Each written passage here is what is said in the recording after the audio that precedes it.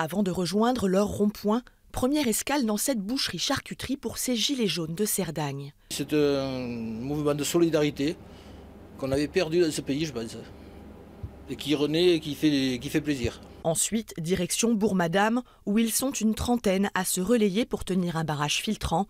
Ici, le prix du carburant n'est pas forcément le problème principal. L'Espagne n'est qu'à quelques kilomètres, mais la vie quotidienne en montagne a un coût plus élevé qu'en plaine. On a des frais en plus par rapport aux véhicules, donc les pneus neige qu'il faut mettre parce que sinon on ne peut pas circuler. Le logement est plus cher et aussi le chauffage parce qu'il faut voir qu'ici en montagne nous avons quand même plusieurs mois d'hiver. Autre motif de colère sur ce territoire, un développement économique exclusivement tourné selon eux vers le tourisme et les stations de ski au détriment des habitants.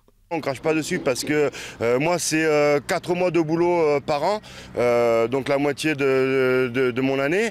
Mais je pense qu'il y a quand même plein d'autres choses à côté qu'il ne faut pas oublier malheureusement. Les crèches, les centres de loisirs, les écoles. Des services publics qui disparaissent les uns après les autres. Ces gilets jaunes des montagnes se sentent broyés par un système qui déshumanise. On a le sentiment d'un pouvoir qui non seulement ne nous écoute pas, mais est carrément hostile à ceux qui ici font vivre la région.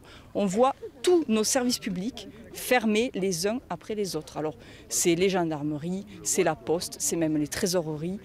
On dit stop. Stop aux décisions dont ils subissent les conséquences sans avoir droit au chapitre. Autour de ce rond-point, on attend surtout plus de démocratie.